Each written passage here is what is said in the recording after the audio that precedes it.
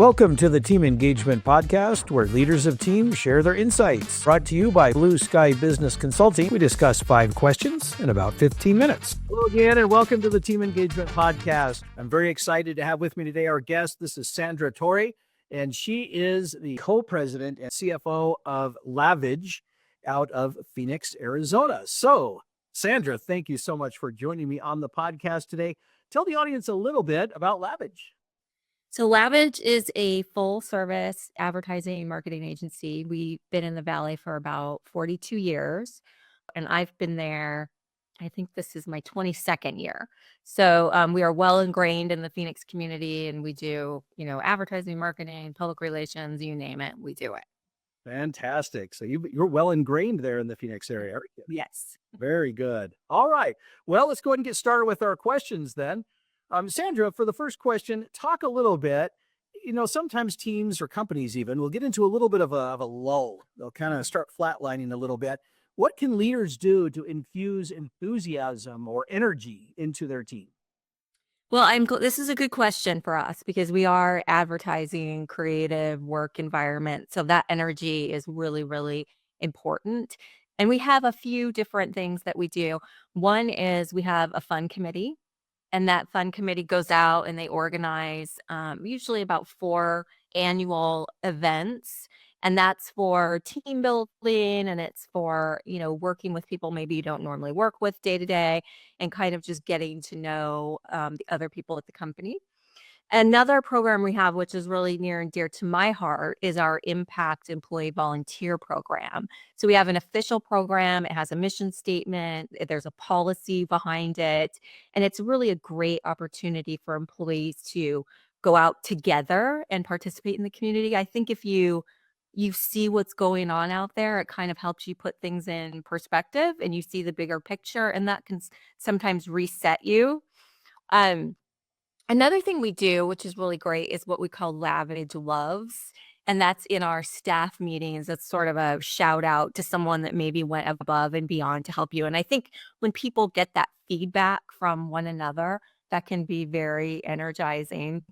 And then the last one, which seems like the most obvious one, is when we get accolades from our clients. We have a Teams channel where we share those with each other, and the team jumps in, way to go. And so those kinds of things help us if there's any sort of lull or people are just like, sitting around a little bored, which is very rare in advertising. Well, I'm glad it's rare. And those are great ideas. Thank you for sharing. All 4 of those I felt were really unique ideas, but they're really good about infusing that energy. So I really love those ideas. And I hope that the viewers and the audience, the listeners, whoever else, they'll really take that to heart, that there's some really strategic things. Work well for us. Oh, yeah. I think it would work well for just about anybody. I love that balance that you've got of doing different things that are more internal, but also things that are facing out to the community as well. I think that's great. Yeah. All right. Question number 2. Sandra, how do you promote learning in your company? Yeah, we have several things in this category as well. We have a professional development policy where the company pays industry association dues for our employees.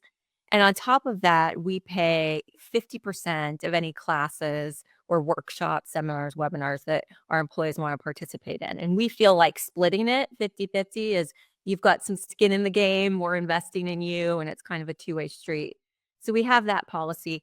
We also have a professional development coach that you can sign up with free of charge. The company will pay for it. And she will work with employees, in a 6-week program or 12-week program. She's very individualized to come up with coaching sessions. They're very personalized. How do you want to grow in the company? The unique part of this is she's our former COO. So she knows all of our employees. She knows our culture very well. She knows me very well. I've worked with her for 20 years. And my co-president knows him very well. So it's not like someone that has no idea who we are. She'll steer the employees kind of in the right direction. And it's worked out really well. I want to say, has 19 employees that have signed up to work with her. And it's been really fantastic. The last thing we do several other things. But the last one I'll point out is we use the predictive index. And I'm not sure if you're familiar with that behavioral assessment. So that can really be helpful in learning about each other and our nuances. And this person is being really difficult. And how can I work better with them? And so we have some of our leadership is trained on the predictive index, and they'll hold meetings, and you can read about the other person if you're having conflict, or you can read about, if you're not, how we can work best together. What am I most productive at versus what they're most productive at? So it's very, very interesting, and the employees really like it. So that's another good way to promote learning about each other.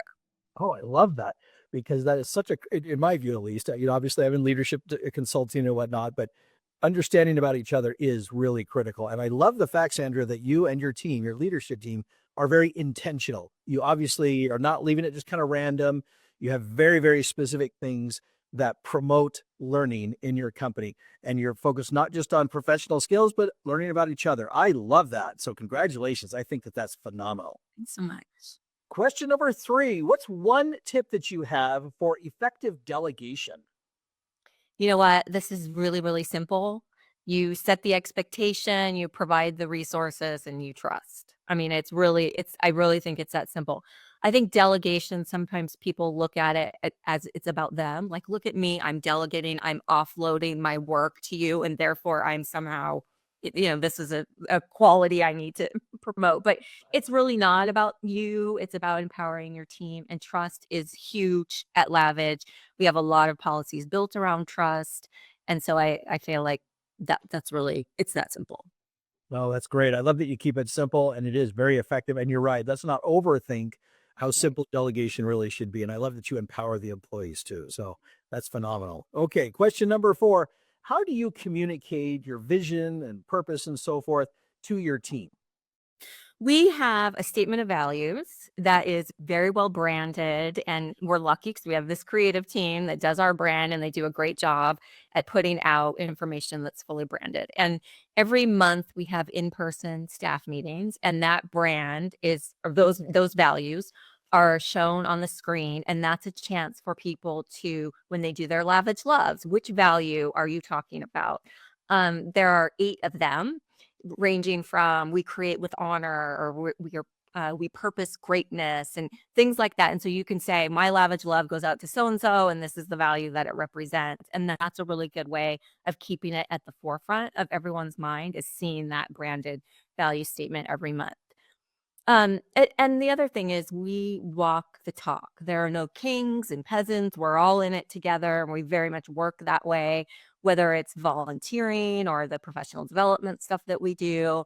We really feel like it inspires everyone when you see everybody kind of walking in the same direction, where it's not like these rules apply to me, but not to you because you're over there and I'm up here. So that's a good way to communicate the purpose. All of our committees have mission statements, have a purpose. So there's not just random committees meeting and then people end up kind of venting and sort of going off track of what is the purpose of this meeting. One of those committees is our employee engagement committee. And our mission statement is create and uphold an environment where every employee feels valued, connected, and inspired. And so I feel like that is really a great way of constantly reminding people what our purpose and vision is. And that employee engagement committee does like vibe surveys where we're kind of do check-ins. Where's everybody at? Is there anything that's really affecting culture or morale right now that we need to address? And so that one has been really helpful. And then a fun thing that's starting this year is we have a rebrand that is called Strategically Loud and Authentically Human. And we have this brand video that is just incredible, that I keep saying, I need to get this out there. It's just such a great video. But it's really, we feel like it's this powerful vision for our team because it shows like we're bold and strategically thinking, but we're also very genuine and authentic in our people first culture.